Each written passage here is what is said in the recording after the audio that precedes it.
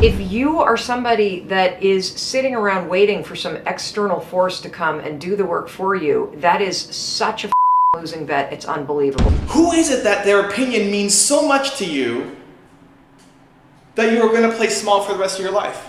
So at 25 years old, I'm like, I'm getting my money right. I'm done. No more excuses. No more crybaby. No more blame. Rise and shine, it's Entspresso time. What's up, Believe Nation? It's Evan. My one word is believe, and I believe in you. I believe you have an amazing gift inside you that I want to see explode out onto the world. So let's start your day off right together. Grab your cup of coffee and sip on today's message. Stop waiting for permission. Over to you, Mel Robbins. I wake up every morning. Espresso keep me going. I wake up every morning. A lot of you feel stuck because you're waiting for some kind of external force to either push you and pressure you to change and to be great and to be amazing, or you're waiting for somebody to give you permission. You're either sitting back because you need some sort of external motivation from somebody that's going to push you or praise you or pressure you in order to change, or some life circumstance, like maybe in your past you've experienced trauma or you faced something really scary and that was the thing that made you change. And then the second thing that people wait around for is permission. Look, those may or may not come in your life. If you are somebody that is sitting around waiting for some external force to come and do the work for you, that is such a losing bet. It's unbelievable. Maybe you'll get lucky, maybe somebody will come, but more than likely, no one is coming. The only kind of force that will truly create change in your life is you. The internal kind of force. I hate to say it, but for those of you that feel really, really stuck, and you keep thinking that somebody's got to pick me, or somebody's going to discover me, or somebody's got to give me permission to write this book, it's ridiculous. This is external versus internal force. And what you have to figure out if you're stuck is, are you the kind of person that is guilty of needing, wanting, and waiting for external forces, people, an event, some outside force to kick you in the ass so that you'll finally do the stuff that you've been dreaming about doing? I want to tell you something. No one's coming. No one. The people in life that get what they want are the ones that aren't waiting for an external force to validate their dreams, to inspire them, to give them permission. It's the people that realize that success, that happiness, that control, it comes from the internal force. And what is the internal force? It's you. It's you. It's you being able to realize that no one's going to do the work for you. It's you realizing that you're never going to feel ready. In fact, even as you start working toward the things that you really want to do, you're definitely not going to feel ready. And you're going to feel outside your comfort zone. And that's normal. When you start to feel like you're stretching yourself and you're sticking your scrawny neck out there and you're taking some risks, that's amazing, because you're growing. The minute that you start living your life and start running your business based off of what other people expect you to do or think of you is the minute that you lose. Think about the people who you are listening to. 95% of people wake up and drive to a job that they hate every single morning. They believe life is just the way it is and there's no opportunity for growth and it's always somebody else's fault, and they're stuck. Most people feel stuck. These people who you are so concerned about their opinion of you, are they living the life that you want? No. And so why do you care so much about what they think? Why do you limit yourself based off the opinions of people who are not chasing their dream, who are not doing the thing that they want to do? If someone is giving you advice, if someone is telling you their ideas on something, if they have not done what it is that you want to do, then their advice is meaningless to you. And you need to stop caring about their opinion. It's holding you back and forever will until you can break free of it. And let me tell you, it's not easy to break free. You may intellectually know it. You know here, right? You know in your heart that I don't want to think this anymore. It's not just that easy to snap through. It's not easy to ignore the decades of social conditioning that have been put on you, because we are trained to care about what other people think about us. We are trained to play small. We are trained not to stand out. We are trained not to go off and conquer our dreams. We are trained to be in the system. And so it's not easy, but the way through is every single time. This is one of the most important exercises that I've ever done and continue to do in my life and in my business that have catapulted me forward countless times, because every major breakthrough that I make in my company comes from me making a major breakthrough with myself, comes from me breaking through a limiting personal belief. And so the exercise that I do is every time that I can catch myself worried about doing something based off of somebody else's opinion of me, then I force myself to do that thing, even if it's scary, even if I don't know how to do it, even if I might fall on my face, even if I might, fail in front of that person and be judged.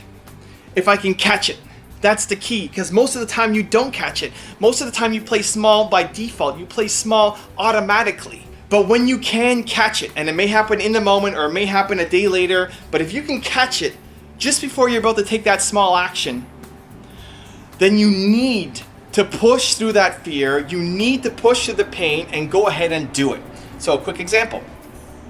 Hayden, my son, loves to wear different colored socks, always. He never wears the same pair of socks together at the same time, and I love it. Personally, I love it. I love that he's bucking the system. I love that he's doing his own thing. I love that he doesn't want to wear matching socks. I love it. Then I go and I start folding my socks. Just did the laundry, and there were a couple extra socks in the laundry that didn't have a matching pair, and I was about to throw them away. And I thought, well, what would Hayden do? I just had this conversation with him, and I was praising him. Thought, I'm going to wear different colored socks. Why can't I just wear one gray with one black? And the first thought that came into here was, well, people are going to think I'm crazy. I was about to teach a class at Toronto Dance Salsa that night, and I said, I can't go teach a class with a gray sock and a black sock. People will think I'm nuts. And I caught it. I was so happy that I caught it, because as soon as I caught myself being worried about what someone else was going to think about me, then I knew what I had to do. I had to go wear that black sock and wear that gray sock. And not only did I just wear it, I went to class and I rolled up my pants a little bit so people could see it. And I told a story around it. And I used it as motivation and courage for other people to go off and do the same thing too. For the people in my class who are learning how to do salsa to also think about limitations that they're putting on themselves. Who is it that their opinion means so much to you that you are going to play small for the rest of your life? And going after your dreams and chasing the big thing and trying to conquer the world, do some big mission, right? Doing that requires changing the way things are done on a normal basis. Will require ruffling some feathers, will require many people saying that this is crazy, this is stupid, this is never going to work. And so you need to decide which life you're going to live. Are you going to be the person who chases your dream, who does the big thing that you want to do? Hey Hayden, I'm telling you a story about different colored socks. Look at this guy. One sock. What do you say to somebody who says, hey, how come you have different colored socks on? Because I'm different. What? Because I'm different? Because I'm awesome. Because you're different and you're awesome. I love it. This guy is set up. Take that same approach. You are different and you are awesome. One of my favorite quotes of all time is from Quincy Jones, the legendary music producer, who said, not one drop of my self-worth depends on your opinion of me. And when you can get to that place, and when you can start catching those moments where you are playing small because you're worried about somebody else, and when you make that decision that I am not going to play small in this arena right now, today, I'm going to embrace the fear, I'm going to push through it and do that scary thing, and I'm willing to fail in front of somebody else, and I don't care what you think about me, because the only thing that really matters is what I care about me, what you care about you. You're different, and you're awesome.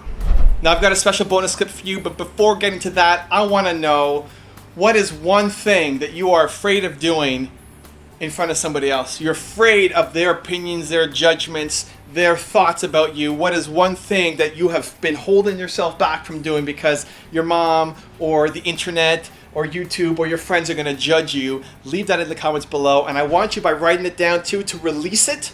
I want to help you release that and go and attack it today, because that's going to be your big breakthrough to take off your goals. Leave it down below. Thank you guys for watching. I believe in you. I hope you continue to Believe. in yourself and whatever Your one word is much love. See you soon. Bye guys. I'd like you to fast forward to 70, 80, 90 years old. right? Fast forward in your mind to that age, 70, 80, 90, 100, 110 if you're really optimistic, whichever one it is.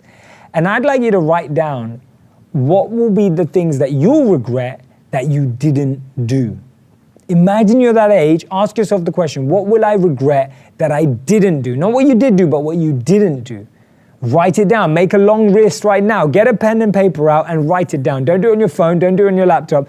Actually get a pen and paper and write down your answers. What will be the things that you regret that you didn't do, right? Really think about it. Will it be, learning a new language? Will it be moving home? Will it be telling someone you love them? What will it be? What would it have been? Write it down right now. Now, the incredible thing about this question is that you're using the future to empower the past. Whatever answer you have in that question, whatever your answer is, you can do it right now, today, starting today, because you're not that age yet. And even if you're 64 and you're tuning in 70, 80, 90, you're still there, right? It's still possible. You can start doing that right now. It's empowering the present with the future. There is nothing stopping you from making it happen right now. You don't have to feel that way when you're 70. You don't have to feel that way when you're 80. You never ever have to feel that way if you start doing it right now. And you can do it right now. Even if it feels impossible, you can start working on it right now. You can start trying right now. You can start making plans right now because you're not there yet. And this is where you start. This is where you start making it happen. It's all in the now. I was broke.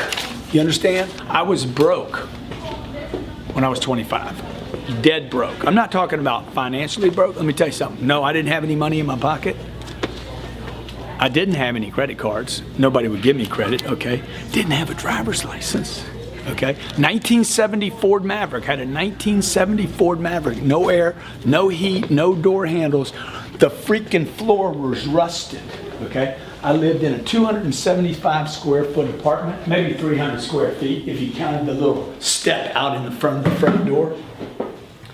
Paid $275 a month and I was late almost every month. So don't tell me about your money problems, man, okay? Don't tell me about where you were born. Don't tell me about your bad breaks. Don't tell me about what your daddy did or your uncle felt you up or something, did some kind of weird thing to you and I'll ruin your head, or your sister abused you or whatever, okay? Look, we all got problems. You gotta fix your problems now. You gotta get your money right. So at 25 years old, I'm like, I'm getting my money right. I'm done. No more excuses. No more crybaby. No more blame. I'm getting my freaking money right.